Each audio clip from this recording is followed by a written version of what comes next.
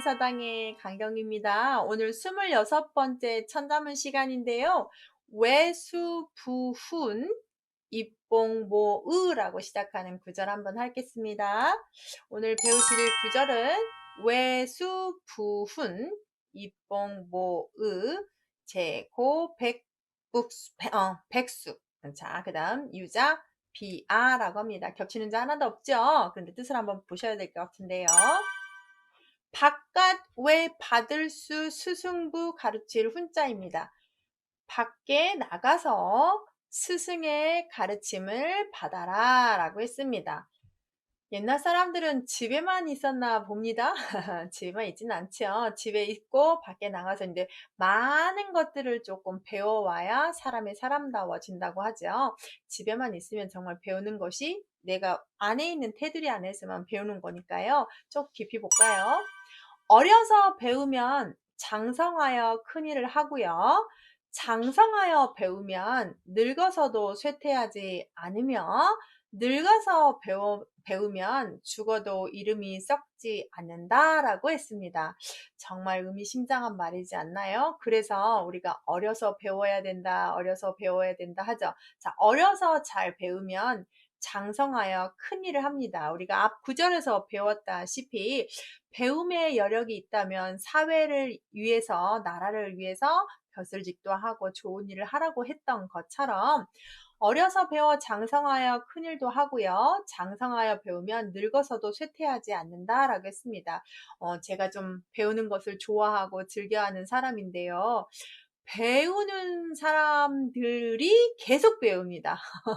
책을 읽는 사람들이 계속 책을 읽는 것 같고, 이렇게 유튜브 같은 것들 보실 때도 노래하고 뭐 즐기고 뭐 좀 오락 같은 것만 보시는 사람은 그런 것만 보겠죠. 그런데 이 영상 하나 자체도 나의 인생에 도움이 되는 것들을 찾아서 보는 분들은 그런 것들만 보십니다. 안 그런가요? 저만 그런가요? 저 같은 경우도 그런 것만 보고 있는데요.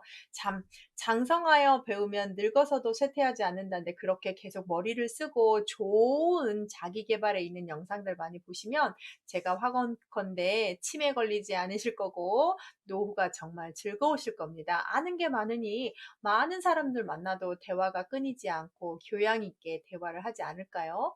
라고 저는 좀 생각하는데요. 장성하여 배워서 늙어서도 쇠퇴하지 않을 겁니다. 또 그렇게 멋지게 살다가 돌아가시면 그 이름을 다 사람들이 잊지 않고 그때 소공의 팥배나무를 베지 말라고 민요를 만들었던 것처럼 그분을 길이길이 기억할 겁니다.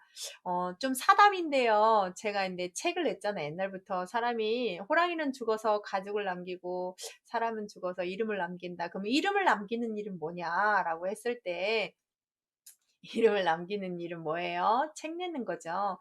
최근에 제가 네이버에 저 강경이 치면 인물 검색에 등장을 합니다. 제가 드디어 네이버 검색하는 공인이 되는데요. 이렇게 이름을 남기는 일들이 종종 쭉쭉 이어지고 있습니다. 책을 내기도 하고 그렇게 어떤 포털 사이트에서 이름만 치면 검색되는 사람이 되기도 했어요. 이렇게 내가 뭔가를 장성하여 배워 늙고 쇠퇴하지 않고 늙어서 저는 이름이 조금 남길 것 같습니다. 그렇게 이름 남기는 일을 하려고 또 그게 합당한 사람이 되려고 노력하고 있는데요.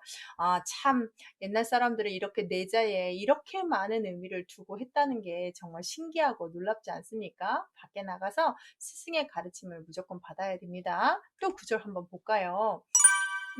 입봉모의입니다. 그러면 집에 들어간 이 들립자는 이제 바깥자의 상대어로 원래는 안내를 써야 되지만 들어갔습니다. 들어가서 어머니의 거동, 어머니의 좋은 행동들을 받들어라. 이 말은 엄마 거 따라서 해라 라는 뜻입니다. 집에 들어가면 어머니의 거동을 받는다 라고 했습니다. 조금 깊이 볼게요.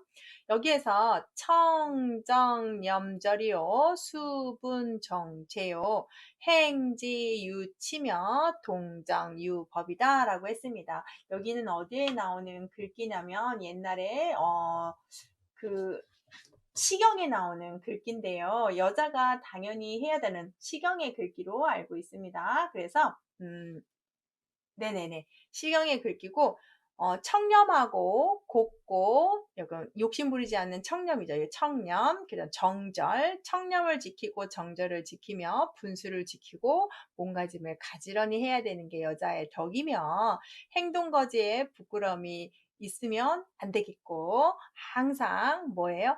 움직이고 머무는 거에 법도가 있어야 되겠다라고 했습니다. 여기에서 부끄러움이 있다라는 말은 염치가 좀 있어라 라는 뜻으로 하시면 되겠습니다.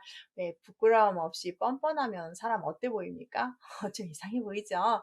자, 여자가 엄마의 거동을 받들어라 라고 했는데, 구체적으로 시경에 여자의 행동 거지는 이랬으면 좋겠다라고 나오는 건데, 이걸 다 지킬 수는 없는데요. 다 좋은 말이니까 지키도록 하면 참 좋겠지요. 청렴하고 정절 지키고 분수 지키고 몸 가지런히 하고 행동 거지에 어떤 염치 있는 행동 좀 하고, 그 다음에 행동을 하고 고요하면 항상 규칙이 있게끔 법도 있게끔 한결같이 했으면, 그런 사람이면 정말 좋은 사람이라고 평가를 받겠죠. 개인적인 생각인데, 꼭 엄마를 거동을 받들어 해서 여자만 있는 게 아니라 남자도 이런 거 당연히 지켜야 된다고 저는 생각하는데요. 참 좋은 행동 거지에 또 좋은 부모 밑에서 좋은 자녀들이 나올 수 있으니까, 부모가 그 정도로 정말 좋은 위치에서 좋은 역할을 좀 해야 되는 건 사실이죠.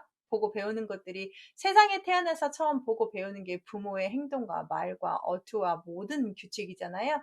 부모의 입장이. 그래서 엄마 아빠 행동 그대로 따라 하나 봐요. 저희 집도 좀 그래요. 많이 따라 하는 것 같아요. 자, 그 다음 한번 보죠.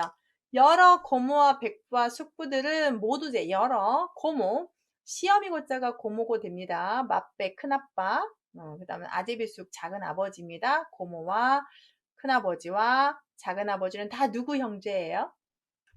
아랫줄에 제가 좀 썼는데요. 아버지의 형제자매를 말하죠. 모두 고모와, 근데 옛날에는 시족사회여서 그 아빠 중심으로 넘어가 버리잖아요. 농경사회는 엄마였지만. 그래서 여기에 보시면 고모, 큰아버지, 작은아버지 모두 아빠 형제를 말하는 겁니다. 모두 아빠의 형제들이고, 그 다음 구절을 보시면 그 고모, 그 다음 아버지, 큰아버지, 작은아버지에서 나온 자녀들이 나와 사촌이고 조카들이잖아요. 그래서 가툴류, 아들자, 견줄비, 아이아입니다. 여기에서 보시면 유자가 있죠. 유자. 이 유자를 조카라고 해석하시면 됩니다. 방금 나의 그 사촌들이요. 조카들을 비교하다. 누구랑? 내 아이랑 같이 비유한다 라고 해서 조카들을 내 자식처럼 생각해 본다. 이런 마음가짐으로 다 이렇게 대해야 된다라는 뜻입니다. 약간 부차적인 설명을 하면, 유자는 형제의 아들이고 조카들 종자라고도 하고 유자라고도 합니다. 내 아들 같은 애들이란 뜻이겠죠? 가툴류 아들이니까. 여러분은 사촌, 내 형제자매의 자녀들을 정말 내 자식처럼 생각하고 있습니까? 가끔씩 뉴스에 보면 끔찍하게 이모가 조카를 살인하는 사건이 있었는데요. 정말 생각하기도 싫을 정도로, 기사를 보면서도 너무너무 힘든 기사인데 읽기조차도. 자, 내 자식같이 사랑하는 조카입니다. 내 형제자매의 조카. 그런데 역사를 보게 되면 그렇게 이쁜 조카를 내가 왕이 되겠다고 세조는 단종을 죽이고 있잖아요. 그래서 참 권력이라는 것이 뭔지, 자, 조카도 내 자식처럼 사랑해야 된다고 분명히 천자문에 가르쳤는데 천자문도 안 읽었나 봐요.